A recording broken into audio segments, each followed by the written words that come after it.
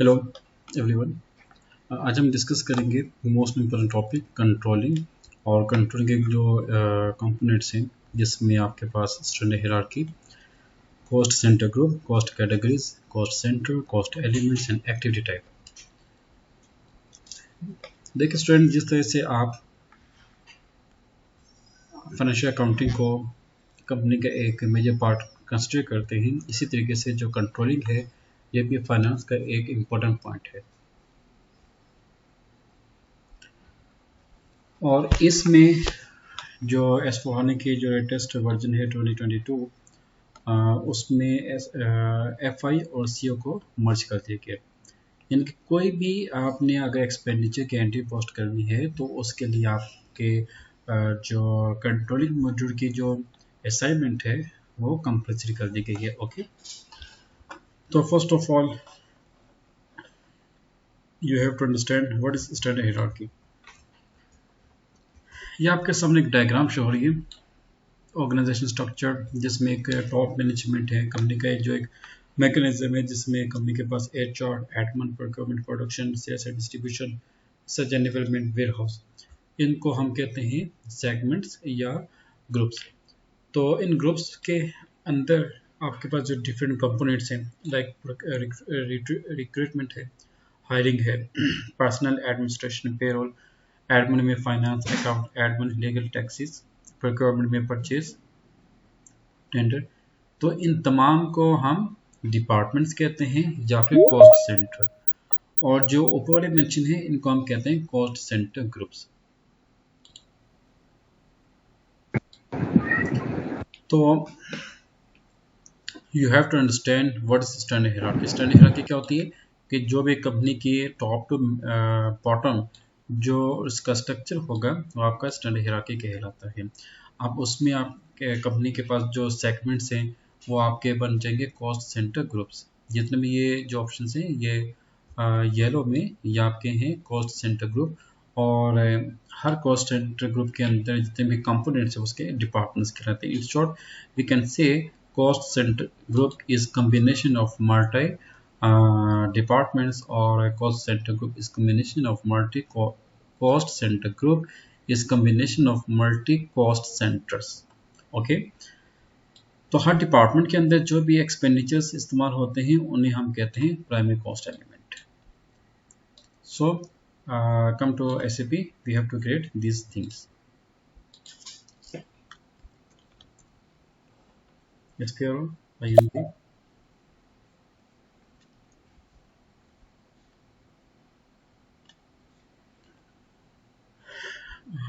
come to controlling,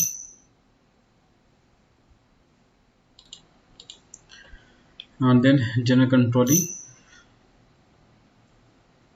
organization, maintain controlling area, then maintain controlling area.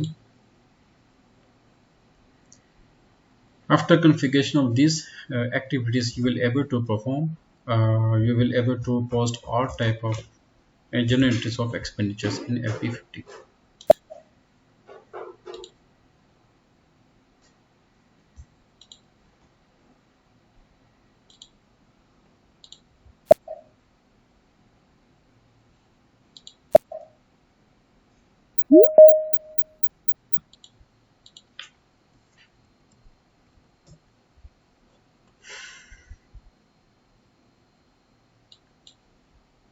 Now just click on search.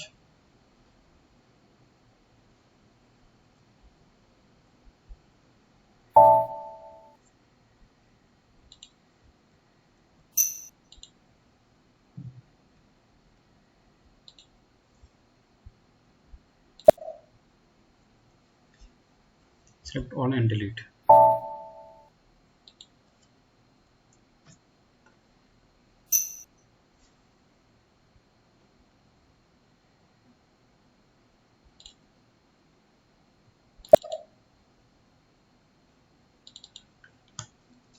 Student, जिस तरीके से जिस sequence से मैं लेकर चल रहा हूँ, click on position, company code क्या थी, OB01, sorry PB01।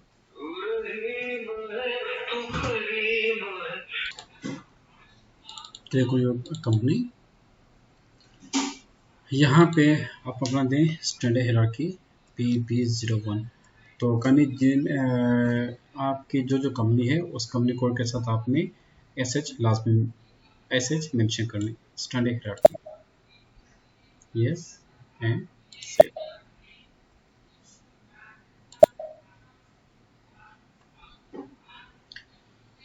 One thing more कि जब तक बैक एंड के ऊपर इस तरह का आपके पास नोटिफिकेशन नहीं आता तो आपने आगे मूव नहीं करना। बस ऐसा होता है कि हम डेटा को एंटर तो करते हैं लेकिन उसकी जो अपडेशन जो है वो प्रॉपर नहीं हो पाती, तो हम आगे मूव कर जाते हैं जिसकी वजह से फ्रंट एंड के ऊपर आपको जो एरर्स वो फेस करना पड़ता है।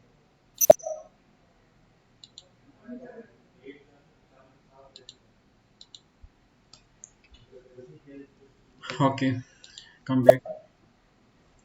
तो स्टूडेंट जिस जिस सीक्वेंस से मैं आपको ये चीज़ें करवा रहा हूँ, एज इट इज़ आपने स्टेप्स को फॉलो करना।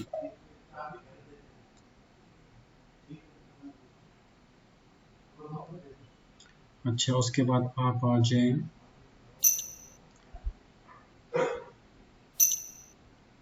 Properties and accounting, basic settings, set control area, your company code PB01, enter, and next controlling area setting, maintain controlling area setting. Here you have to put your standard hierarchy code SHPB01 और यहाँ पे जो आपके पास है profit centre local currency type, इसमें हम use करते हैं कंट्रोलिंग करेंसी। ओके, 20, इसको आपने 20 यूज करना, enter and save. Now we have to define profit center. Any one of you can tell me what is profit center? Please hurry up. Mr. Munib, Mr. Gohar, Mr. Sami. Next, come to Master Editor. What is profit center accounting? Define profit center. Create profit center accounting. Yes, please tell me what is profit center accounting. अच्छा, देखें cost centre को हमने define किया। Cost centre is your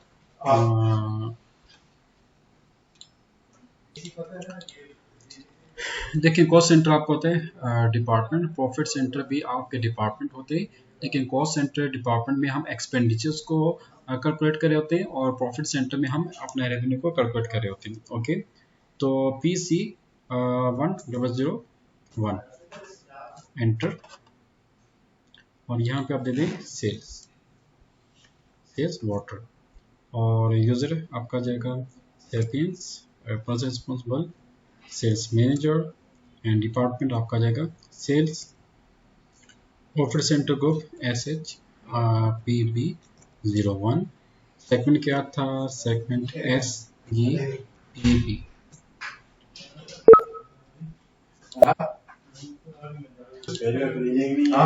okay, SGPB और इसको enter save कर दें।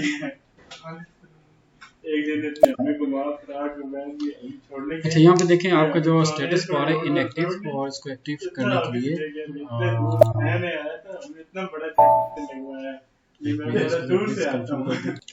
तो स्टूडेंट पहले इसको प्लीज कंफर्म करें क्या इसमें वो एक्टिव हो रहा है। मास्टर और yes active. Okay, active. Okay, now come to, अच्छा आपके पास दोनों ऑप्शन है कि आप जो है बैक एंड से भी क्रिएट कर सकते हैं और फ्रंट एंड से भी इसको क्रिएट कर सकते हैं। तो we just create cost centre group for front end. अच्छा, ये जो आपके पास आ रहा है data same as it is, you have to create this structure. Okay, तो पहले आपने HR you have to create cost centre groups of HR admin, उसके बाद नीचे आपने इनके कॉस्ट सेंटर्स को डिफाइन करने। तो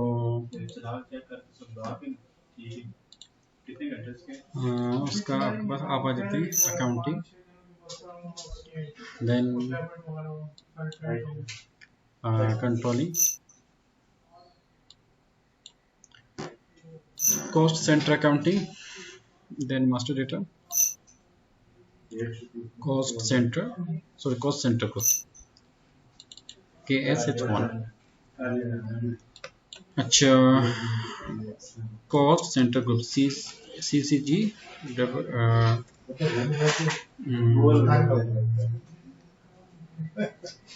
1001, एंटर। यहाँ पे आप दे दें HR, okay, enter and save.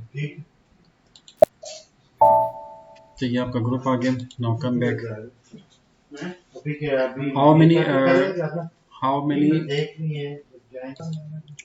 cost center groups we have? HR, admin, procurement, production, sales and distribution, R&D and warehouse. कितने? 1 2 3 4 5 6 7. We have created only one. अच्छा, उसके बाद आपने करने हैं 4001, ये आपका जाएगा एडमिन, एंटर एंड सेव। अच्छा, फिर आपके पास आ जाएगा प्रोक्योरमेंट। अच्छा, प्रोक्योरमेंट में आ जाएगा CCG 3001 और CCG 4001, CCG 5001, CCG 6001, CCG 7001। Okay, इस तरह से आपने इनके कोडिंग करनी।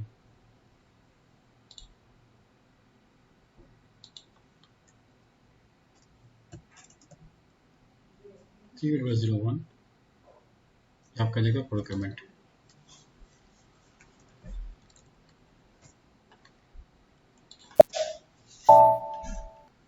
Okay, come back. Now we have to create cost centre. आप देखें, आपने एडमिन को क्रिएट किया। एडमिन में आपके पास आ जाते हैं कौन कौन से? Finance, accounts, admin, legal, tax. तमाम जो पार्टिसिपेंट कर लीजिए, पार्टिसिपेट कीजिए प्लीज।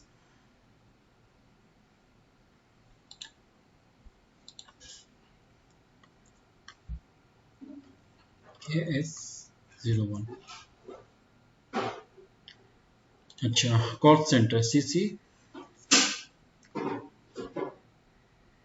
1001 01.01.2024 master data. अच्छा, किसका हमने बनाना है? देखिए, कॉस्ट सेंटर आपका बन जाएगा, फिर हम बनाते हैं finance department, okay, recruitment.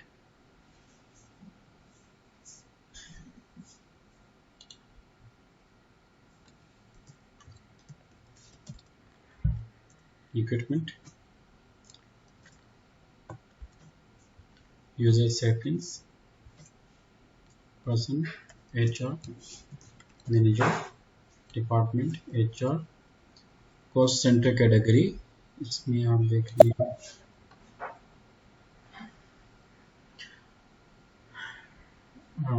HR इसमें है। HR अगर है तो ठीक, अगर नहीं तो आप इसको मैनेजमेंट कंसिडर कर लें। एरिया SHPB01, बिजनेस एरिया क्या था? BAPB, CP क्या? फिर सेंटर आपका जाएगा।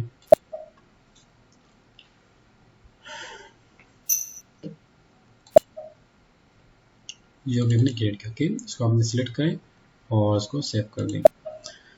तो इसी जितने भी डिपार्टमेंट्स हैं, हर डिपार्टमेंट को आपने क्रिएट करने हैं। अच्छा, आप 102 पे आ जाए और यहाँ पे आप दे दें, इसका आ जाएगा हायरिंग का, बल्कि हायरिंग, यस।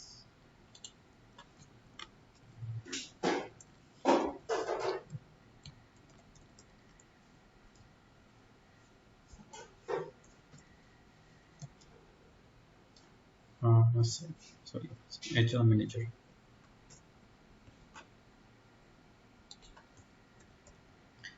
जो भी आपने कॉस्ट सेंटर को क्रिएट करने, उसका जो पर्सन रिस्पॉन्सिबल होगा वो हेड ऑफ डिपार्टमेंट होगा, BAPB, ठीक है। PC 1001 एंट्रेंस से। ओके, अब हम आते हैं CC 2001, एक्सेप्ट कीजिए 2001। यहाँ पे आप करें फाइनेंस, फाइनेंस के साथ में अच्छा यहाँ पे आपका जाएगा finance manager, department finance.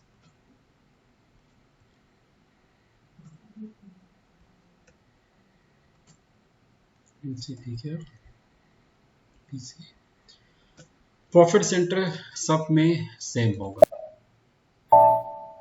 Okay, अब नेक्स्ट काम क्या है, ये जो है देखें यहाँ पे आप लोगों ने क्या काम करने, इन सब के कॉस्ट सेंटर को क्रिएट करके फिर हर कॉस्ट सेंटर ग्रुप के साथ उसको असाइन करने हैं। ओके,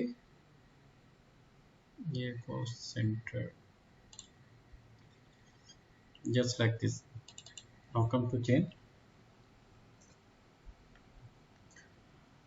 अच्छा, ये है कॉस्ट सेंटर, इस पे क्लिक करें। अच्छा, यहाँ पे इसको क्लिक करके ड्रॉप लिस्ट करके,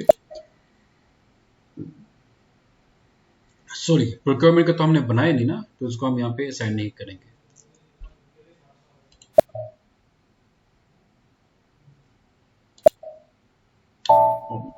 डेटा से ओके, नो प्रॉब्लम।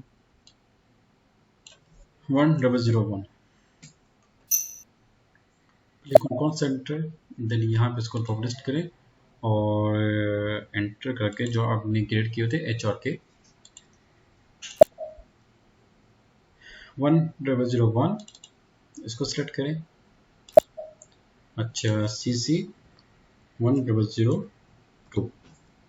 देखिए यहाँ पे आपके दो आगे आ जाते हैं। ओके, दो आपके पास डिपार्टमेंट आ जाएंगे, आप इसको सेव कर दें। तो ये जो है आपकी यही आपकी ये वो बन जाएगा, स्ट्रक्चर बन जाएगा, right. We have defined HR as the cost centre group, then we defined cost centre group, sorry cost centre, तो हमने उसको कॉस्ट सेंटर को कॉस्ट सेंटर ग्रुप के साथ असाइन कर दिया। ओके स्टूडेंट, तो बाकी आपने इन सब को इसी तरह से क्रिएट करने के बाद आपने कॉस्ट सेंटर ग्रुप के साथ असाइन करना है। अच्छा, यहाँ पे आ जाए, नाउ कम बैक 2001 और click on cost centre CC 2001, आपके पास फाइनेंस डिपार्टमेंट आ जाएगा। ये now we have to create cost element and then we will assign cost element to cost center. SAP के टर्म में कॉस्ट एलिमेंट क्या होता है, देखें आपने जितने भी आपके पास डिपार्टमेंट से, इन तमाम डिपार्टमेंट्स में जो भी आपके एक्सपेंडिचर्स यूज होते हैं उन तमाम एक्सपेंडिचर्स को हम कहते हैं primary cost element. Okay, how to create primary cost element, FS00। creation of primary cost element is different in S/4HANA and ECC. Indirect expense, अच्छा हाँ ये तो तमाम जो आपके पास है ये आपके पास आ जाते हैं जितने भी एक्सपेंडिचर्स हैं, चाहे डायरेक्ट एक्सपेंस हो या इनडायरेक्ट एक्सपेंस या ऑपरेटिंग एक्सपेंस, जो भी एक्सपेंस हैं वो तमाम के तमाम जो है आपके प्राइमरी कॉस्ट एलिमेंट्स में आते हैं। तो कोई बता सकते हैं कि डायरेक्ट एक्सपेंस का क्या था code, direct expense I think 500, और यहाँ पे आपने प्राइमरी कॉस्ट एंड रेवेन्यूज को सिलेक्ट करना है। डायरेक्ट एक्सपेंस यहाँ पे इसको चेक करते हैं। ओके, तो हम फैक्ट्री रेंट इसको देते हैं। फैक्ट्री रेंट आपका जो है डायरेक्ट एक्सपेंस है। ओके, नेक्स्ट, इसके बाद आप कंट्रोल डेटा में आ जाए और यहाँ पे on balance local currency, then आप आ जाए सॉर्ट की 008। ओके, और यहाँ पे कॉस्ट एलिमेंट कैटेगरी, यहाँ पे आप इसको देंगे 1।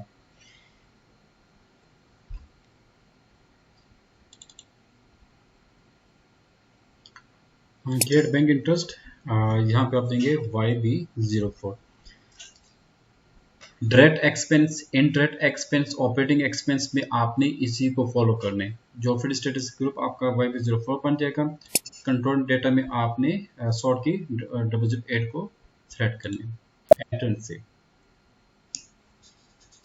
ओके, अब आप इसको कॉपी कर लें और सैलरी आपने कैसे डिफाइन करनी है 10501। यहाँ पे आप दे दें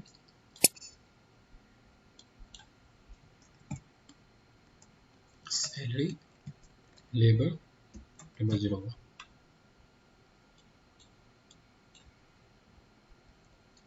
जो लेबर्स हैं उनकी जो सैलरी है वो आपका डायरेक्ट एक्सपेंस कहलाती है।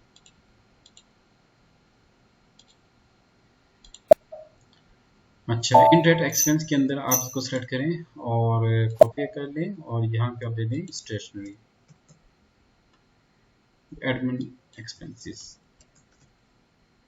Administration expenses.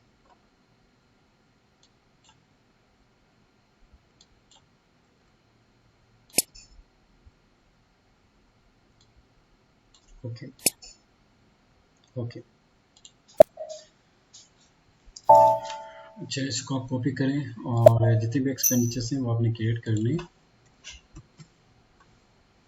यहाँ पे आप इसको दे दें legal charges, legal charges.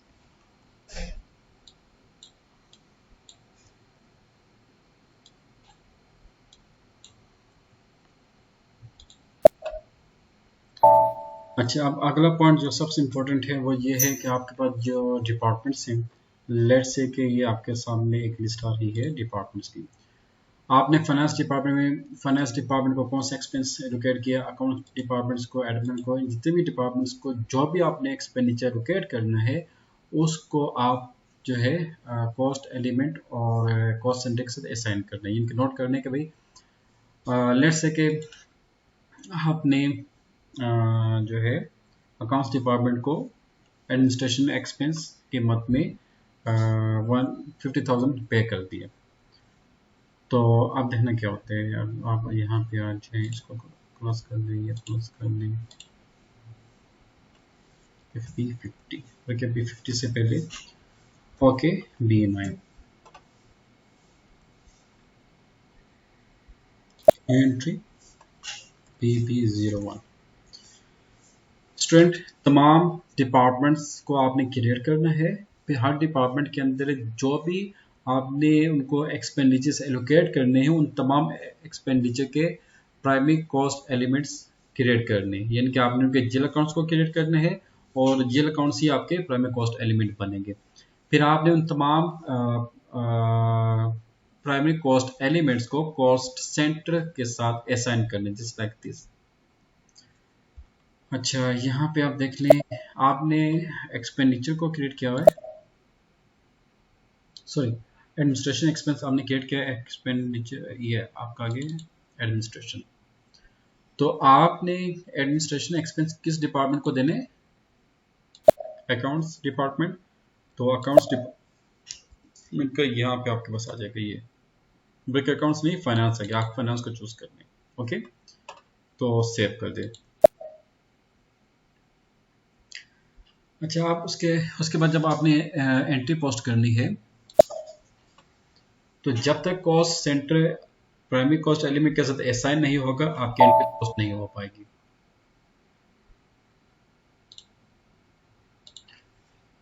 FB50